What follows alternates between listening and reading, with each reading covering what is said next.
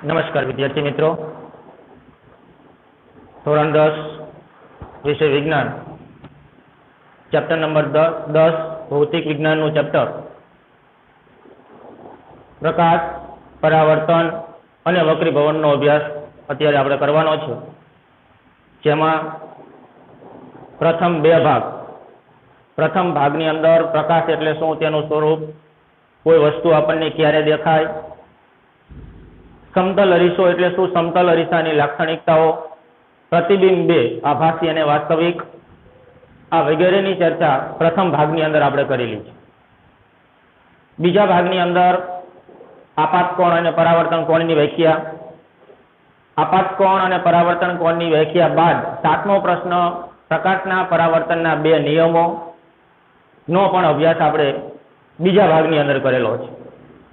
त्यारबाद अत्यारे नवो टॉपिक चालू थाय छे गोलीय अरीसाओ। जे आगळना 2 भाग हता ए प्रस्तावना स्वरूपमां बंने भागमां हता। हवे जमणी बाजुना पेज पर पाठ चालू थाय त्यां नवो टॉपिक चालू थाय छे गोलीय अरीसाओ। तो अरीसो आपणे घणा बधाए जोया छे, जेमां घणा बधा प्रकारना अरीसाओ होय छे। अंतगोळ अने बहिर्गोळ। लेन्सनी वात करीए तो ए पण 2 प्रकारना होय छे, अंतगोळ अने बहिर्गोळ।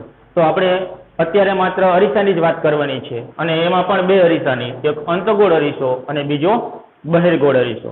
तो આપણે સૌપ્રથમ ગોલીય અરીસો કોને કહેવાય તે વ્યાખ્યા સ્વરૂપમાં જોઈએ તો જે અરીસાની પરાવર્તક સપાટી, જે અરીસાની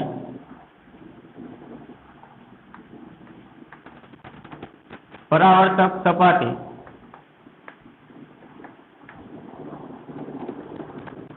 જે અરીસાની ગોલીય અરીસાની પરાવર્તિક સપાટી પોલા ગોળાનો ભાગ હોય, પોલા ગોળાનો पृष्ठभाग होय नो एक बाजुनो पृष्ठ એટલે પાછળનો ભાગ હોય, પૃષ્ઠભાગ એક હોય જેને ગોલીય અરીસા તરીકે ઓળખવામાં આવે છે।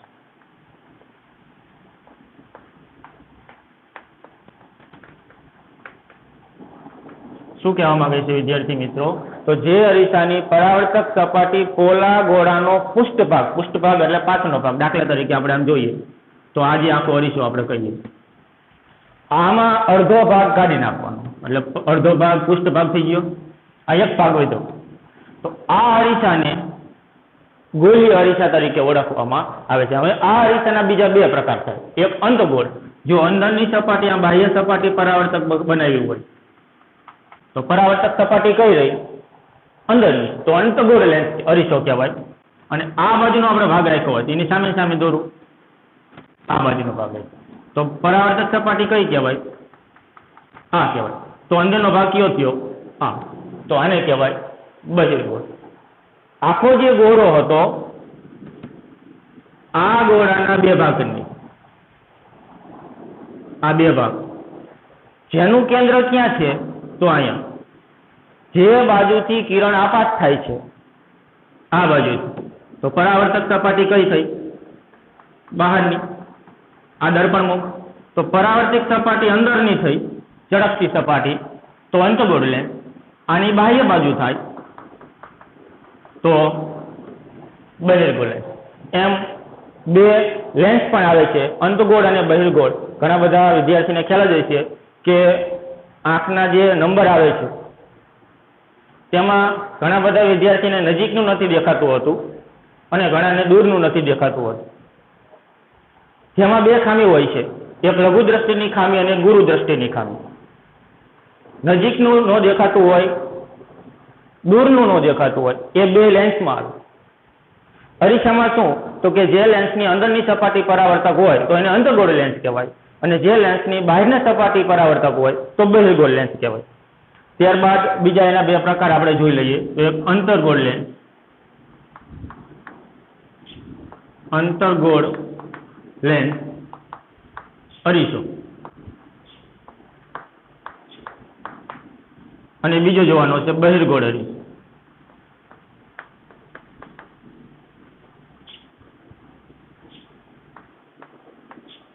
વ્યાખ્યા વિદ્યાર્થી મિત્રો લખતો નથી, હવે જોજો। અંતગોળ અને બહિર્ગોળમાં જોઈએ, જે અરીસાની પરાવર્તક સપાટી પોલા ગોળાનો પૃષ્ઠભાગ હોય, પાછળનો એક ભાગ હોય, તેને ગોળીય અરીસો કહેવાય. હવે ગોળીય અરીસા કેટલા? તો કે 2 પ્રકાર. કયા કયા? તો કે એક અંતગોળ અરીસો અને બીજો બહિર્ગોળ અરીસો. તો અંતગોળ કોને કહેવાય? તો કે આખો ગોળો જે હતો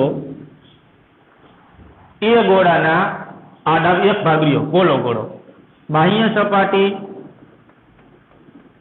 કલર કરી નાખેલી, દર્પણમુખ કરી નાખેલું, અંદરનો ભાગ આ રહ્યો. તો અંદરની સપાટી પરાવર્તક થઈ. જે અરીસાની પરાવર્તક સપાટી પોલા ગોળાનો પૃષ્ઠભાગ, પોલા ગોળામાં 2 પ્રકાર આપણે ચાલુ કર્યા.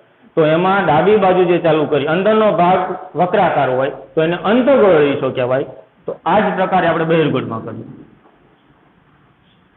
આમ થાય ને, એક આકાર આમ તો બીજો આકાર આમ, વચ્ચે એનું કેન્દ્ર. આ બાજુનો કટકો જોઈએ તો આની પરાવર્તક સપાટી અંદરની બાજુ આમ, આ એનું દર્પણમુખ, અંદરથી આમ પ્રકાશનું કિરણ આવે છે. જે ગોળાની અંદરની સપાટી પરાવર્તન હોય તો એને અંતર્ગોળ અરીસો કહેવાય, અને જે અરીસાની બહારની સપાટી, જો આ સપાટી બહાર છે, પરાવર્તક હોય તો એને બહિર્ગોળ અરીસો કહેવાય. પેજ નંબર 14 ઉપર બંને વ્યાખ્યા આપવામાં આવેલી છે. જે ગોળીય અરીસાની પરાવર્તક સપાટી અંદરની તરફ વક્રાકાર હોય, કઈ તરફ હોય? અંદરની તરફ વક્રાકાર હોય અથવા અંદરની તરફ પરાવર્તક હોય તો તે અરીસાને અંતર્ગોળ અરીસા તરીકે ઓળખવામાં આવે છે. અંતર્ગોળ અરીસામાં કેન્દ્રિત બિંદુએ આમ કિરણો જતા હોય તો મુખ્ય અક્ષની દિશામાં અહીંયા કિરણો મળે, અને બહિર્ગોળ અરીસામાં કેન્દ્ર તરફ કિરણો આવતા હોય તો અહીંથી કિરણો આમ પરાવર્તક થઈ જાય અને મુખ્ય કેન્દ્ર આગળ વિકેન્દ્રિત થતા હોય, મળતા ન હોય. આપણે કાલે પ્રતિબિંબ જોયા, આભાસી ને વાસ્તવિક. તો આમાં વાસ્તવિક પ્રતિબિંબ આ બિંદુવત મળે. જ્યારે બહિર્ગોળ અરીસામાં તમે કિરણો આમ આવવા દો તો કિરણો અહીંયાથી દૂર ભાગી જાય છે. જો એક કિરણ આમ વહી જાય છે, બીજું કિરણ આમ વહી જાય છે. અહીંયા માત્ર કિરણ બિંદુવત પ્રતિબિંબ મળતું હોય તેવો આભાસ થાય છે. તો આના ઉપરથી એવો ખ્યાલ આવી જાય, અંતર્ગોળ અરીસો હોય તો પ્રતિબિંબ વાસ્તવિક મળે. કાલ યાદ છે, વાસ્તવિક પ્રતિબિંબ હંમેશને માટે કેવું હોય છે? ઉલટું હોય છે. જ્યારે આભાસી પ્રતિબિંબ હંમેશને માટે કેવું હોય છે? ચતું હોય છે. તો અંતર્ગોળ અરીસો અને આ જોઈ બહિર્ગોળ અરીસો. બહિર્ગોળ અરીસાની વ્યાખ્યા પણ જે આપેલી જ છે, જે ગોળીય અરીસાની પરાવર્તક સપાટી બહારની તરફ વક્રાકાર હોય, કઈ બાજુ? જો વક્રાકાર કઈ થઈ? અંદર, બહારની તરફ વક્રાકાર હોય તો એને બહિર્ગોળ અરીસા તરીકે ઓળખવામાં આવે છે. ત્યારબાદ અરીસામાં સૂત્ર, એનું ગાણિતિક સ્વરૂપ સમજવા માટે આપણે એની વ્યાખ્યા સમજવી પડે. જો વ્યાખ્યા બધી સમજાય, ઘણી વખત વ્યાખ્યા પૂછાય પણ છે, પરંતુ એના આગળના શબ્દો જે છે એના માટે વ્યાખ્યા અવશ્યપણે આપણે ભણવી જ જોઈએ. તો પહેલા આપણે અંતર્ગોળ અરીસા માટે જોઈએ. તો એક હું અંતર્ગોળ અરીસો દોરું છું અને એક બહિર્ગોળ અરીસો દોરું છું. આ અંતર્ગોળ અરીસો. કેમ અંતર્ગોળ અરીસો આપ્યો? વિદ્યાર્થી મિત્રો, હજી ચાલુ થયું છે. જો બીજા 2 પ્રકાર અરીસા ઉપરથી લેન્સ આવશે એટલે અરીસાનું લેન્સમાં વહી જાય છે, લેન્સનું અરીસામાં વહી જાય છે. તો યાદ શું રાખવાનું? તો અંદરની સપાટી જો પરાવર્તક હોય, આ સપાટી અંદરની થઈ, આ બહારની સપાટી નથી, અંદરની સપાટી પરાવર્તક હોય તો અંતર્ગોળ અરીસો કહેવાનો. હવે બહિર્ગોળ અરીસો દોરું છું. બહિર્ગોળ અરીસામાં આ બાજુ પરાવર્તક સપાટી કઈ બાજુ થઈ? તો કે બહારની બાજુ. બહારની સપાટી પરાવર્તક હોય અથવા વક્રાકાર હોય, આ પરાવર્તક અથવા વક્રાકાર, તો એને બહિર્ગોળ અરીસો કહેવાય. આને કહેવાય અંતર્ગોળ અરીસો.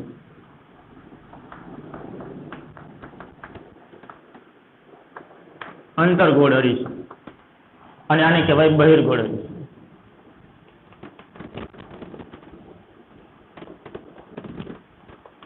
જે લેન્સની અંદરની સપાટી વક્રાકાર હોય તો તેવા અરીસાને અંતર્ગોળ અરીસો કહે છે.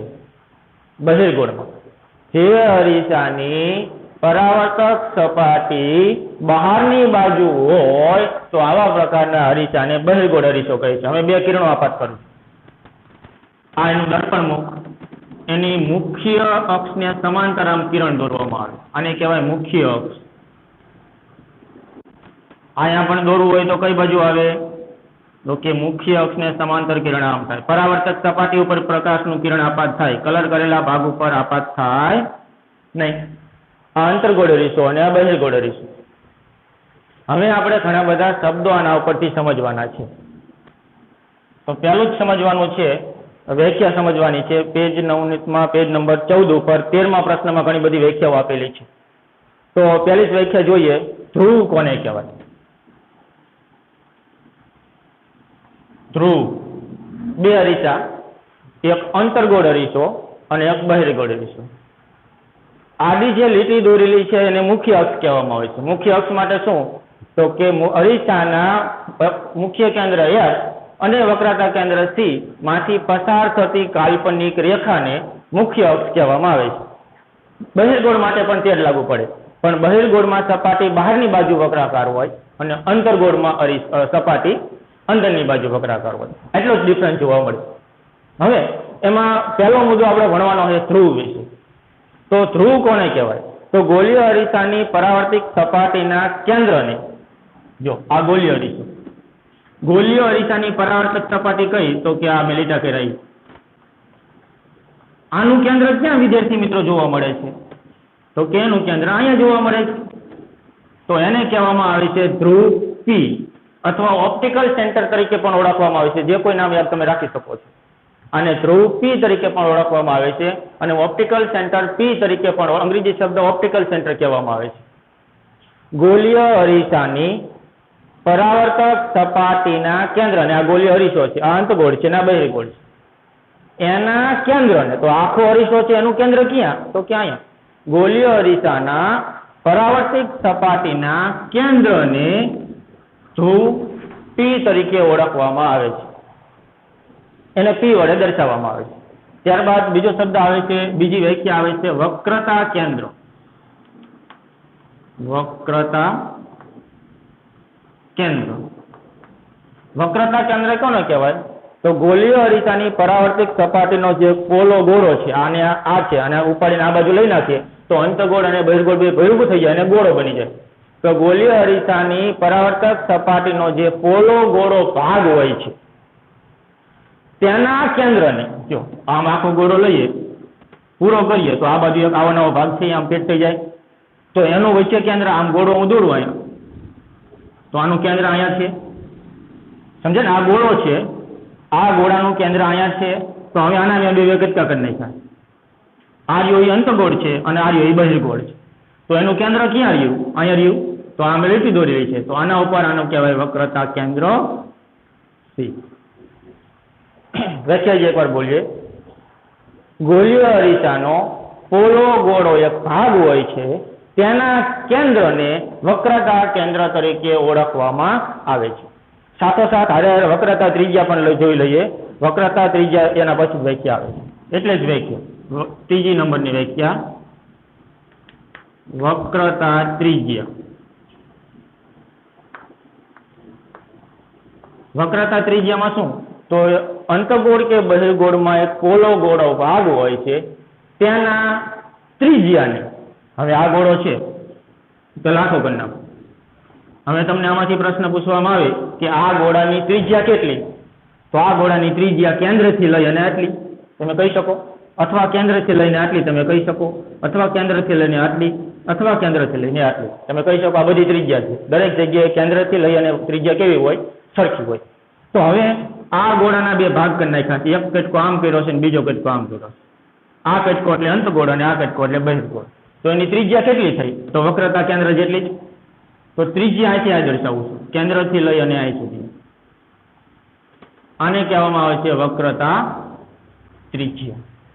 વક્રતા ત્રિજ્યા આને પણ દર્શાવી શકાય, આને પણ દર્શાવી શકાય. અંતગોળ અરીસામાં પણ દર્શાવી શકાય અને બહિર્ગોળ અરીસામાં પણ દર્શાવી શકાય. તો જે ગોળાનો અંદરની બાજુ વક્રાકાર પોલો ગોળાનો ભાગ હોય છે તેની ત્રિજ્યાને વક્રતા ત્રિજ્યા કહેવામાં આવે છે. અહીંયા પ્રશ્ન ઉદ્ભવ હોય, શું? તો કે સાહેબ વક્રતા ત્રિજ્યા અને વક્રતા કેન્દ્ર સરખું હોય? તો કે હા, વક્રતા કેન્દ્ર અને વક્રતા ત્રિજ્યાના મૂલ્યો સરખા હોય છે, દર્શાવવા અલગ પડે છે. કેન્દ્રને આપણે સેન્ટર કહીએ છીએ અંગ્રેજીમાં, એટલા માટે C વડે દર્શાવવામાં આવે છે, અને અંગ્રેજીમાં ત્રિજ્યાને રેડિયસ કહીએ છીએ, એટલા માટે એને R વડે દર્શાવવામાં આવે છે. બેના મૂલ્યો સરખા હોય પણ દર્શાવવાના બેને અલગ અલગ હોય છે. C દર્શાવ્યું હોય તો વક્રતા કેન્દ્ર કહેવાય, અને R દર્શાવ્યું હોય તો એને વક્રતા ત્રિજ્યા કહેવાય. ત્યારબાદ આવે છે મુખ્ય અક્ષ, 4 નંબરની રીત.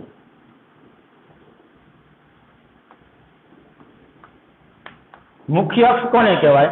તો વર્તુળની મુખ્ય અક્ષ, વર્તુળના ધ્રુવ P, આને કહેવામાં આવે છે ઓપ્ટિકલ સેન્ટર P અથવા ધ્રુવ P.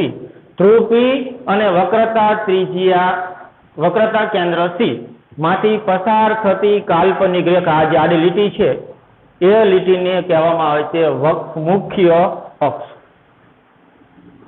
બીજી વાર વ્યાખ્યા જોઈએ. ધ્રુવ P અને વક્રતા કેન્દ્ર C માંથી પસાર થતી કાલ્પનિક રેખાને મુખ્ય અક્ષ તરીકે ઓળખવામાં આવે છે. બે શબ્દ, આડી લીટી, પણ શેમાંથી પસાર કરવાની આડી લીટી? તો કે અહીંયા C એટલે વક્રતા ત્રિજ્યા કેન્દ્ર અને P એટલે ધ્રુવ P માંથી પસાર થતી કાલ્પનિક રેખા, જેને કહેવામાં આવે છે મુખ્ય અક્ષ. ત્યારબાદ 5 નંબર ઉપરની વ્યાખ્યા આવે છે મુખ્ય કેન્દ્ર. મુખ્ય કેન્દ્ર કોને કહેવાય? તો અરીસાના મુખ્ય અક્ષની સમાંતર દિશામાં આપાત થતા કિરણો, જો આ મુખ્ય અક્ષ દોરું છું, હા, કિરણો આવા ઘણા બધા આવતા હોય, આપણે સમજ માટે અત્યારે 2 જ કિરણોનો ઉપયોગ કરી છે. આ મુખ્ય અક્ષ છે અને આ 2 કિરણો મેં દોર્યા છે. મુખ્ય અક્ષની સમાંતર દિશામાં, સમાંતર દિશામાં ખબર પડે, સીધા બે આવતો હોય સમાંતર, આમ અને આમ થતું હોય તો લંબ. મુખ્ય અક્ષની સમાંતર દિશામાં આપાત થતા કિરણો અરીસાની સપાટી પરથી પરાવર્તન થઈને મુખ્ય કેન્દ્રમાંથી પસાર થાય છે. શેમાંથી પસાર થાય છે? મુખ્ય કેન્દ્રમાંથી પસાર થાય છે. આને કહેવામાં આવે છે F, મુખ્ય કેન્દ્ર F. બીજી વાર વ્યાખ્યા જોઈએ કોની? તો કે મુખ્ય કેન્દ્ર કોને કહેવાય? તો મુખ્ય અક્ષ આ રીતે કોણ? તો કે P અને C માંથી પસાર થતી રેખા. P એટલે શું? તો કે ધ્રુવ, અને C એટલે શું? તો કે વક્રતા ત્રિજ્યા. તો મુખ્ય અક્ષની સમાંતર દિશામાં આપાત થતા કિરણો, મોટી વ્યાખ્યા છે, ધ્યાન રાખજો, એમાંથી પાકી નહીં થાય. આ સમજતો તો જ આવડશે, નકર આવડશે નહીં.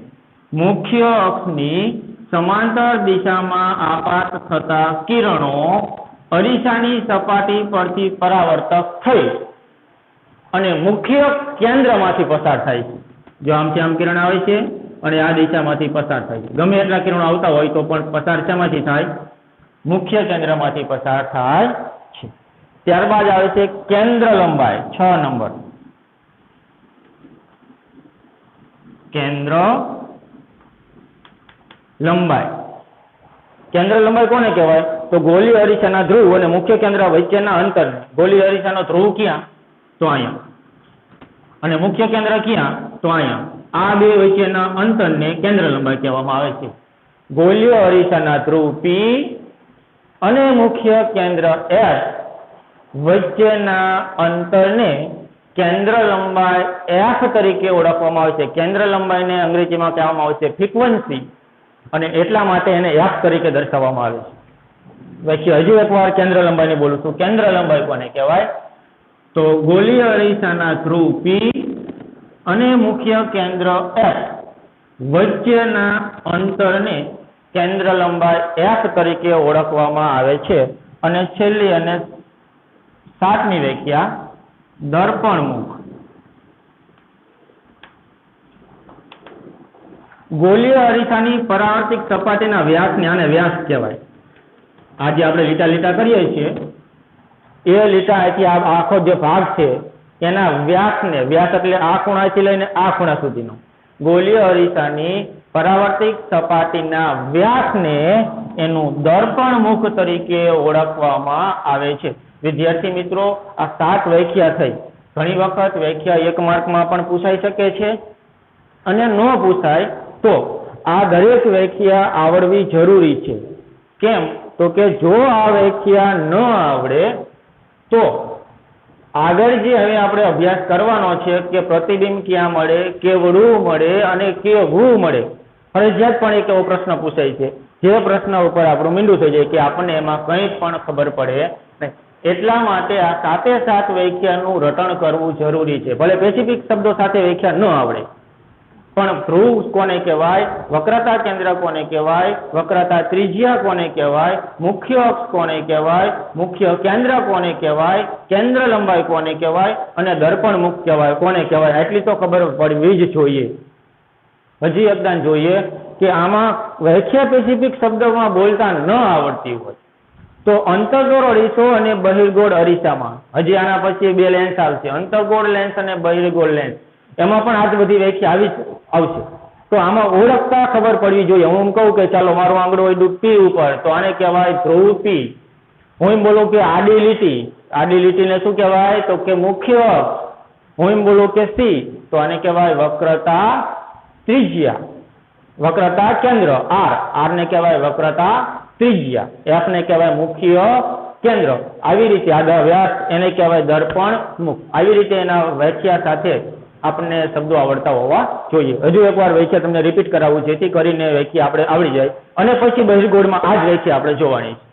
ત્યારબાદ લેન્સ આવશે, અંતર્ગોળ અને બહિર્ગોળ, એમાં પણ આ જ સાથે સાત વ્યાખ્યા આવશે. એક વખત સાત વ્યાખ્યા થઈ જાય તો ચારે ચાર મુદ્દાની અંદર અંતર્ગોળ અરીસો, અંતર્ગોળ લેન્સ, બહિર્ગોળ અરીસો અને બહિર્ગોળ લેન્સ, આ ચારે ચારમાં એક આ જ વ્યાખ્યા આવશે, કાંઈ પણ પ્રકારના ફેરફાર વગર. એટલા માટે આ સાત વ્યાખ્યા આપણને આવડતી હોવી ખૂબ જ જરૂરી છે. એટલા માટે આ વ્યાખ્યાને આપણે અત્યારે રિપીટ કરીએ. ચાલો, પહેલું પી. પી ને શું કહેવાય? તો પહેલા રટણ કરવાનું. ધ્રુવ પી ને કહેવાય ધ્રુવ પી. બીજું નામ શું? તો કે ઓપ્ટિકલ સેન્ટર પી. ધ્રુવ પી નું નામ વ્યાખ્યા કેવી રીતે બોલવાની? તો અંતર્ગોળ જે અરીસાની પરાવર્તિક સપાટીનો વ્યાસ છે, પરાવર્તિક સપાટીના કેન્દ્ર, આ પરાવર્તક સપાટી અહીંથી અહીં સુધી છે, એનું કેન્દ્ર ક્યાં? તો અહીંયા.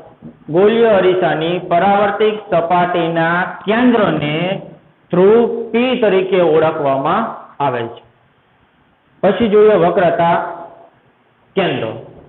તો ધ્રુવ પી અને મુખ્ય કેન્દ્ર, ગોળીય અરીસાનો જે પોલો ગોળો ભાગ છે, ગોળીય અરીસાનો પોલો જે ગોળો ભાગ છે તેના કેન્દ્રને વક્રતા કેન્દ્ર કહેવામાં આવે છે અને પોલો ગોળાનો જે ગોળો ભાગ છે તેની ત્રિજ્યાને વક્રતા ત્રિજ્યા કહેવામાં આવે છે. શબ્દ માત્ર ફેરફાર છે, બેના મૂલ્યો સરખા હોય પણ દર્શાવવાના બેને જુદા જુદા. વક્રતા કેન્દ્ર તો સી અને વક્રતા ત્રિજ્યા તો આર. વ્યાખ્યા હજી એકવાર જોઈએ. જે ગોળો પોલો ભાગ હોય છે તે ગોળાના કેન્દ્રને વક્રતા કેન્દ્ર કહે છે ને તે ગોળાની ત્રિજ્યાને વક્રતા ત્રિજ્યા કહે છે. મુખ્ય કેન્દ્ર એફ. આ વ્યાખ્યા લાંબી છે પણ જોજો એકદમ સરળ વ્યાખ્યા આવડી જાય છે. આ લીટીને મોટી લીટીને શું કહેવાય? મુખ્ય અક્ષ.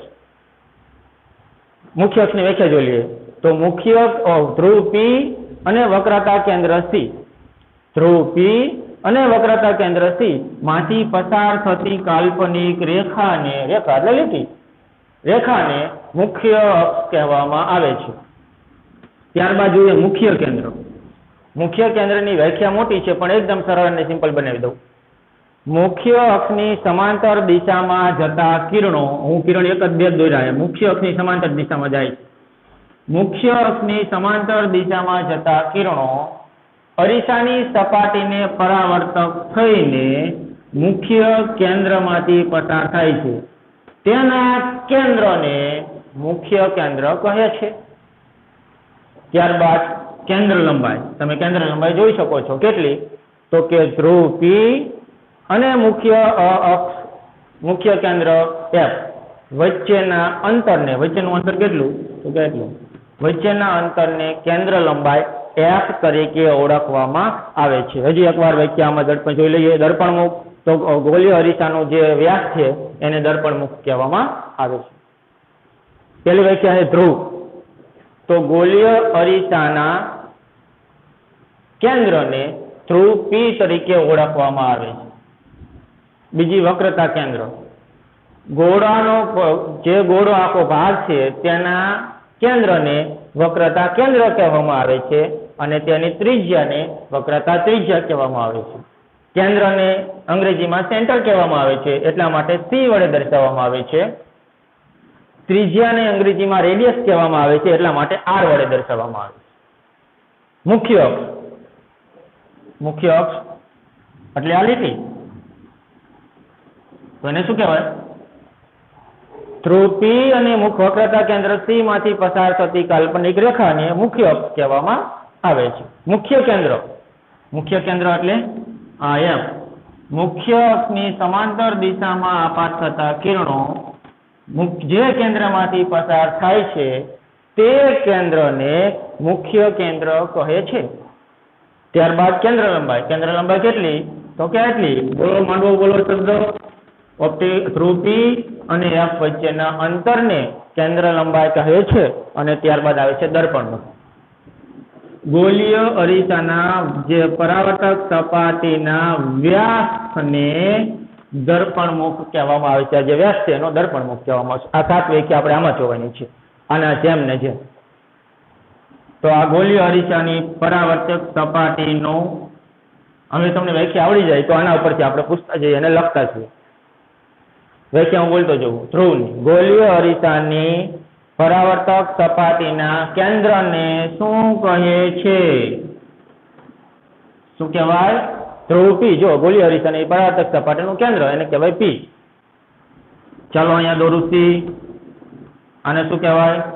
તો ગોળીય અરીસાનો જે ગોળો ભાગ છે તેના કેન્દ્રને, તો આને તમને એમ થાય કે આવરો હોય તો આમ થાય, તો કે હા, એને કેન્દ્ર આ બાજુ લંબાવવું પડે તો બંને બાજુ પ્રતિબિંબ મળે. કિરણો જે આવતા હોય એનાથી વિરુદ્ધ દિશામાં, કારણ કે પ્રતિબિંબ કેવું મળે છે? આમાં આભાસી મળે છે અને આમાં પ્રતિબિંબ કેવું મળે છે?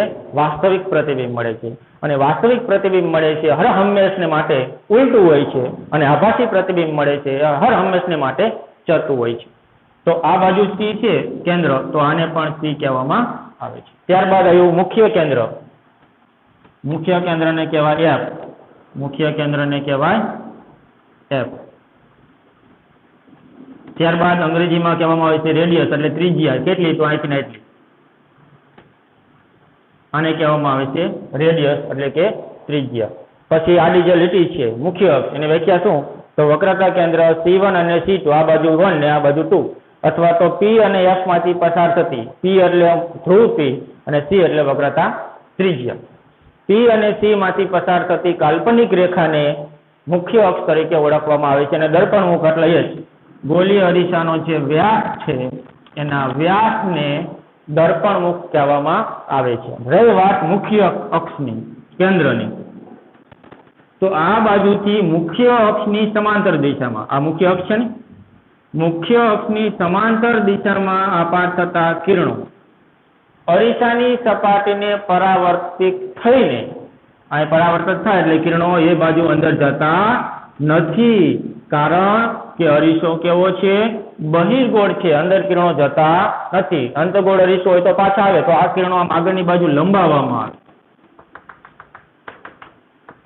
અહીંયા જે કેન્દ્ર મળે એ વાસ્તવિક રીતે મળતું નથી. આપણે ટપકા સ્વરૂપે દર્શાવ્યું છે, વાસ્તવિક રીતે મળતું નથી. એટલા માટે આ કેન્દ્રને આભાસી કેન્દ્ર તરીકે ઓળખવામાં આવે છે. તો આ 7 વ્યાખ્યા આપણે આવડે તો એના પરથી અમુક કિરણો જે જોવાના છે એ આપણે જોઈ લઈએ, જેથી આપણને ખબર આવે કે આ કિરણો, કયું કિરણ શેમાંથી પસાર થાય.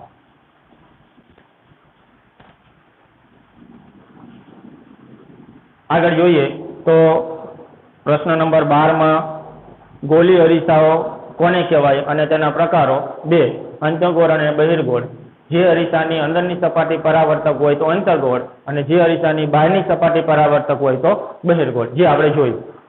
ત્યારબાદ 13મા નંબરનો પ્રશ્ન 14 નંબરના પેજ ઉપર 19માં આપણે જોયો, તો એમાં બધી વ્યાખ્યાઓ તમને સ્પષ્ટપણે આપેલી છે અને લખેલી પણ છે. 2 વખત મહાવારો કરજો એટલે ઓટોમેટિક આવડી જશે. અને ત્યારબાદ પેજ નંબર 15 ઉપર એ વ્યાખ્યા છે.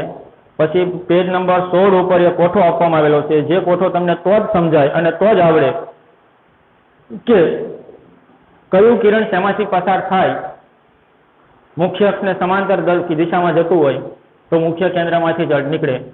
વક્રતા કેન્દ્રમાંથી જતું હોય તો વક્રતા કેન્દ્રમાંથી એ જ માર્ગે પાછું આવે.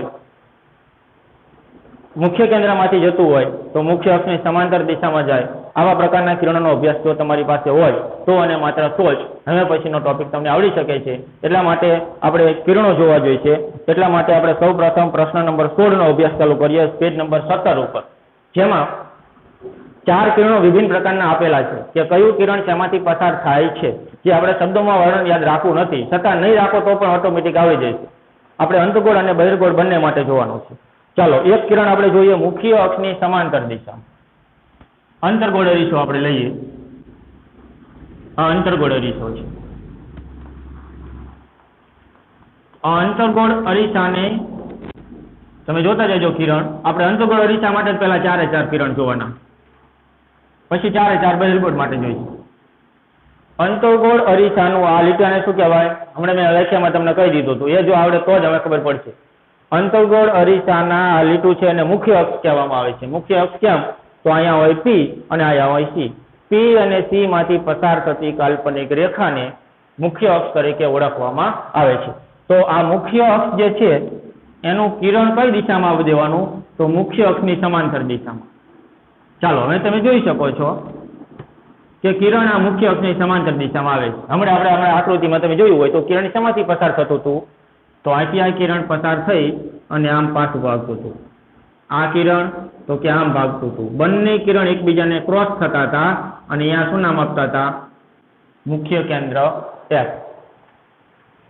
તો હવે તમને વર્ણન આનું આવડી શકે. શું?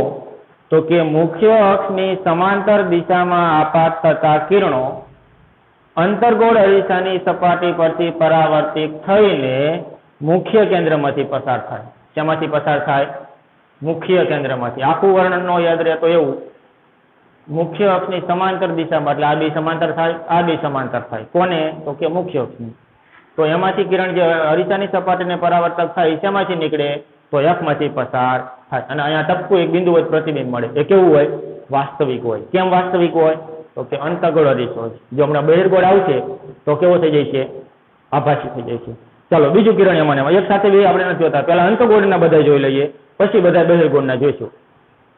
કારણ કે અંતર્ગોળ અને બહિર્ગોળ બે લઈશું તો એકમાં આભાસી મળશે, એકમાં વાસ્તવિક, એકમાં આભાસી, એકમાં વાસ્તવિક, એકમાં આભાસી, એકમાં વાસ્તવિક, એટલે ગોટાળો થઈ જાય છે. આમાં કમ્પ્લીટ વર્ણન આવશે. શું? તો મુખ્ય અક્ષની સમાંતર દિશામાં આપાત થતું કિરણ મુખ્ય કેન્દ્રમાંથી પસાર થાય છે. આપણે મુખ્ય, ચાલો લખો, મુખ્ય અક્ષની સમાંતર દિશામાં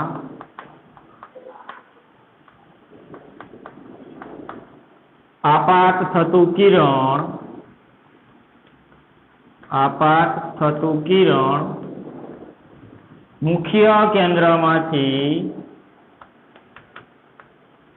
મુખ્ય કેન્દ્રમાંથી પસાર થાય છે. મુખ્ય અક્ષ એટલે આ લીટી, સમાંતર એટલે આ બે કિરણો. સમાંતર દિશામાં આપાત થતું કિરણ, આપાત એટલે આમ પસાર થાય. શેમાંથી પસાર થાય? તો મુખ્ય કેન્દ્રમાંથી પસાર થાય. મુખ્ય કેન્દ્ર કોને કહેવાય? F. બહિર્ગોળ અરીસામાં જોઈએ તો બહિર્ગોળ અરીસો કેવી રીતે દોરાય? હા, પરાવર્તક સપાટી કઈ બાજુ હોય? અંતર્ગોળ. ઘણી વખત વિદ્યાર્થી મિત્રો પ્રશ્ન પૂછાય એટલે અંતર્ગોળનો વિદ્યાર્થી લખીને આવે બહિર્ગોળનો, પછી કહે છે માર્ક પૂરો આવશે, પણ એકેય માર્ક આવે નહીં, 0 માર્ક હોય. અંતર્ગોળમાં અંદરની સપાટી પરાવર્તક હોય અને બહિર્ગોળમાં બહારની સપાટી પરાવર્તક હોય. તો આને અંતર્ગોળ કહેવાય ને બહિર્ગોળ. અંતર્ગોળમાં પ્રતિબિંબ વાસ્તવિક મળે અને બહિર્ગોળમાં આભાસી મળે. આપણે જોઈશું, હમણાં આપણે જોયું આ લીટીને કહેવાય મુખ્ય અક્ષ. હવે મુખ્ય અક્ષની સમાંતર દિશામાં આપાત થતું કિરણ, ચાલો બે કિરણો સમાંતર દિશામાં જાવ દો, આ F અને આ બે. સમાંતર દિશામાં આપાત થતું કિરણ અંતર્ગોળ અરીસો હોય તો મુખ્ય કેન્દ્રમાંથી પસાર થાય, પણ બહિર્ગોળ અરીસો હોય તો મુખ્ય કેન્દ્રમાંથી પસાર થાય નહીં. તો એ ક્યાંમાંથી પસાર થાય? તો મુખ્ય અક્ષને આપણે લંબાવી દઈએ. હવે આ કિરણ અહીંયા અરીસા સાથે પરાવર્તક થાય એટલે તરત એ કિરણ શું થાય છે? અરીસાની વિરુદ્ધ સાઈડ ભાગશે. આ કિરણ તો કે આ બાજુ ભાગશે. તો પ્રતિબિંબ કોઈ જગ્યાએ જોવા મળતું નથી. પ્રતિબિંબને પરાણે મેળવવાનું તો શું કરવાનું? આ કિરણને આ બાજુ લંબાવવાનું, આ કિરણને આ બાજુ લંબાવવાનું. અને અહીંયા જે ટપકું બિંદુવત મળે વાસ્તવિક હોય નહીં. ટપકા જો આમાં આપણે લીટી દોરીને આમાં ટપકા કર્યા, મતલબ શું? તો કે આ વાસ્તવિક છે અને આ આભાસી છે. આને શું કહેવાય? એફ. બહિર્ગોળ અરીસામાં મુખ્ય અક્ષની સમાંતર દિશામાં આપાત થતા કિરણો મુખ્ય કેન્દ્ર આગળ વિકેન્દ્રિત થતા હોય તેવો ભાસ થાય છે. આમાં કેન્દ્રિત થતા હોય તેવો ભાસ થાય છે, આમાં વિકેન્દ્રિત એટલે મળે જ છે અને મળતું નથી, છતાં આપણે મેળવ્યું છે. બહિર્ગોળ અરીસામાં મુખ્ય અક્ષની સમાંતર દિશામાં આપાત થતા કિરણો મુખ્ય કેન્દ્ર આગળ વિકેન્દ્રિત થતા હોય તેવો ભાસ થાય છે. આ આભાસી, આ વાસ્તવિક અને આ આભાસી. તમે બેમાં જોઈ શકો છો. વર્ણન એમાં ઘણું બધું લાંબુ આપેલું છે, છતાં હજી એકવાર શોર્ટ વર્ણન હું બોલું કે અંતગોળ અરીસાની મુખ્ય અક્ષની સમાંતર દિશામાં આપાત થતું કિરણ મુખ્ય કેન્દ્રમાંથી પસાર થાય છે અને બહિર્ગોળ અરીસામાં મુખ્ય અક્ષની સમાંતર દિશામાં જતું કિરણ મુખ્ય કેન્દ્ર આગળ વિકેન્દ્રિત થતું હોય તેવો ભાસ થાય છે. ત્યારબાદ બીજું કિરણ છે મુખ્ય અક્ષની સમાંતર દિશામાં, આયક. હવે એ જ પ્રમાણે આ વિદ્યાર્થી મિત્રો કેવો અરીસો? સરસ અંતર્ગોળ અરીસો. કેમ? તો કે અંદરની સપાટી પર આવર્તક. વિદ્યાર્થી મિત્રો આ કેવો અરીસો? બહિર્ગોળ અરીસો. કેમ? તો કે બહારની સપાટી પર આવર્તક. આમાં પ્રતિબિંબ કેવું મળે? વાસ્તવિક. આમાં પ્રતિબિંબ કેવું મળે? આભાસી. ચાલો, આ દોરેલી લીટીને શું કહેવાય? સરસ મુખ્ય અક્ષ. આ દોરેલી લીટીને શું કહેવાય? મુખ્ય અક્ષ. ચાલો, બીજું કિરણ હવે શેમાંથી પસાર કરવાનું છે? તો અહીંયા આપણે લઈએ એફ. એફ ને શું કહેવાય? મુખ્ય કેન્દ્ર. આને શું કહેવાય? વક્રતા કેન્દ્ર. આને શું કહેવાય? મુખ્ય કેન્દ્ર. આને કહેવાય વક્રતા કેન્દ્ર. આને ડબલ લઈએ કારણ કે પ્રતિબિંબ કેવા મળે છે? આભાસી. ઓલી સાઈડ આ બાજુ વસ્તુ મૂકો ત્યારે ઓલી બાજુ પ્રતિબિંબ મળે અને આમાં આ બાજુ વસ્તુ મૂકો ને એ જ બાજુ પ્રતિબિંબ મળે. તો મુખ્ય અક્ષની સમાંતર મુખ્ય કેન્દ્રમાંથી પસાર થતું કિરણ. ચાલો, આ કિરણને આપણે દોર્યુંનું નામ શું આપવું પડે? આ કિરણ શેમાંથી પસાર થાય છે? તો આ કિરણ મુખ્ય કેન્દ્રમાંથી પસાર થાય છે. તો મુખ્ય કેન્દ્રમાંથી પસાર થતું કિરણ શું થાય? તરત ખબર પડી. જો મુખ્ય અક્ષની સમાંતર દિશામાં જતું હોય તો મુખ્ય કેન્દ્રમાં જ પસાર થાય. તો મુખ્ય કેન્દ્રમાંથી પસાર થતું હોય શું થાય? મુખ્ય અક્ષની સમાંતર દિશામાં જાય. આમ કિરણ આવે છે અને આ કિરણ આમ જાય છે.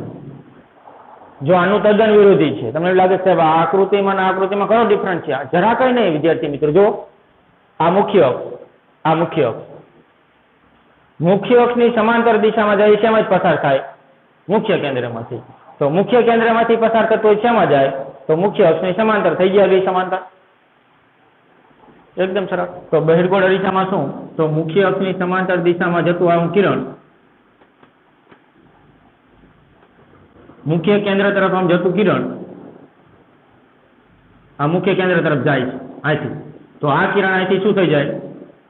મુખ્ય કેન્દ્ર તરફ જતું હોય તો એ કિરણ અહીંથી આમ થઈ જાય છે. મુખ્ય અક્ષની સમાંતર દિશામાં જતું હોય તેવો માત્ર આપણને આભાસ થતો જોવા મળે છે. એટલે આ કિરણ જતું હોય આમ એટલે વહી જાય આ માર્ગે. એટલે અહીંયા આપણને જતું હોય એવો માત્ર શું થાય છે? આભાસ થાય છે, જવા મળે આ માર્ગે.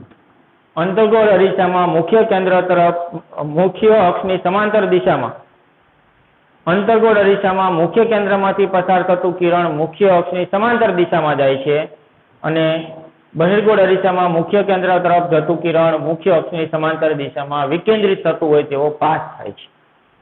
3 નંબર ઉપર ચર્ચા કરીએ. તો 3 નંબર એટલે વક્રતા ત્રિજ્યા. ચાલો, એકદમ સરળ. કેવો અરીસો વિદ્યાર્થી મિત્રો? અંતર્ગોળ અરીસો. સરસ.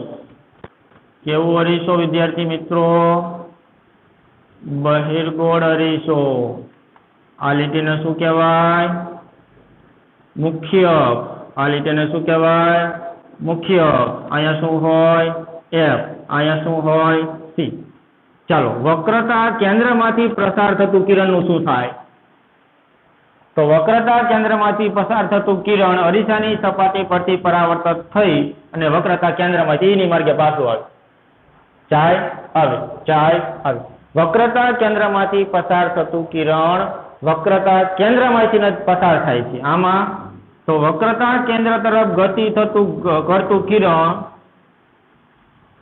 વક્રતા કેન્દ્ર તરફ ગતિ કરતું હોય તેવો માત્ર આપણને આભાસ થાય છે, વાસ્તવિક રીતે અહીંયા મળતું નથી. અને છેલ્લે અને લાસ્ટ એક એંગલ બનાવતું હોય, એક ખૂણો બનાવતું હોય અંતર્ગોળ અરીસાની મુખ્ય અક્ષની દિશામાં. ચાલો અંતર્ગોળ અરીસો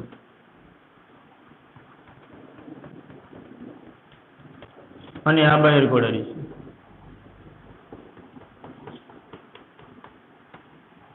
આ દોરેલી મુખ્ય અક્ષ, આ દોરેલી મુખ્ય અક્ષ. આમ કોઈ એંગલ બનાવતા ખૂણે આવતું હોય, આમ કિરણ ત્રાસું આવતું હોય અને ક્યાં અડતું હોય, અહીંયા બિંદુ હોય ને શું કહેવાય? પી. પી નું નામ શું? તો કે ધ્રુવ પી. તો અહીંથી કિરણ જતું હોય ને તો આવા નવા માર્ગે આમ પાછું આવે, આમ જાય અને આમ પાછું નીકળે. તો આમાં શું થાય? તો કે આમ જાય અને આ માર્ગે આમ પાછું આવે. વિદ્યાર્થી મિત્રો, આપણે કિરણ તો માત્ર 4 જ જોયા છે. તમે જુઓ તો આ આકૃતિમાં, અહીંયા આકૃતિમાં, અહીંયા આકૃતિમાં, અહીંયા આકૃતિમાં, અહીંયા આકૃતિમાં ઘણું બધું ડિફરન્ટ લાગશે. તમે યાદ રાખવા માટેનો પ્રયત્ન કરશો તો બધું ગૂંચવાઈ જાય છે, યાદ રાખવું અઘરું પડશે. તો આને હવે આપણે સહેલી રીતે, કારણ કે બહિર્ગોળ અરીસાની આકૃતિઓ પ્રતિબિંબ ક્યાં મળે, કેવું મળે, એની ઘણી બધી વખત આકૃતિઓ પૂછાતી નથી. પણ 100% અંતર્ગોળ અરીસામાં પ્રતિબિંબ કેવું મળે, ક્યાં મળે અને એનું પરિમાણ કેવડું હોય અને કેવું મળે એ પૂછાય છે. તો એના માટે હજી એક વાર ઝડપથી રિપીટ કરી દઉં. અંતર્ગોળ અરીસો હોય, 4 કિરણો યાદ રાખજો, શબ્દ ઉપર ભારણ આપજો, નકર હવે નહીં આવડે. આનાથી ચાલુ હવે નથી. અંતર્ગોળ અરીસાનું આ લીટન શું કહેવાય? મુખ્ય અક્ષ. અહીં શું હોય? ચાલો મુખ્ય શબ્દ ઉપર ભારણ આપજો, હાથ ઉપર ધ્યાન રાખજો, કયા કિરણ કયાથી વળી જાય. અંતર્ગોળ અરીસામાં મુખ્ય અક્ષની સમાંતર દિશામાં જતું કિરણ મુખ્ય કેન્દ્રમાંથી પસાર થાય છે. અંતર્ગોળ અરીસામાં મુખ્ય અક્ષની સમાંતર દિશામાં જતું કિરણ મુખ્ય કેન્દ્રમાંથી પસાર થાય છે. કમ્પ્લીટ. ચાલો નંબર 2. અંતર્ગોળ અરીસામાં, અંતર્ગોળ અરીસો, આ દોરેલી લીટી એને કહેવાય મુખ્ય અક્ષ. અંતર્ગોળ અરીસામાં આને કહેવાય મુખ્ય કેન્દ્ર. અંતર્ગોળ અરીસામાં મુખ્ય કેન્દ્રમાંથી પસાર થતું કિરણ, આ કિરણ શેમાં પસાર થાય છે? મુખ્ય કેન્દ્ર. અંતર્ગોળ અરીસામાં મુખ્ય કેન્દ્રમાંથી પસાર થતું કિરણનું શું થાય છે? મુખ્ય અક્ષની સમાંતર દિશામાં આગળ વધે છે. આમ જતું હોય તો આમ વધવા માંડે, સમાંતર દિશામાં જતું હોય તો F માંથી પસાર થાય અને F માંથી જતું હોય તો સમાંતર દિશામાં જાય, પરસ્પર વ્યસ્ત થયા. 3, અંતર્ગોળ અરીસામાં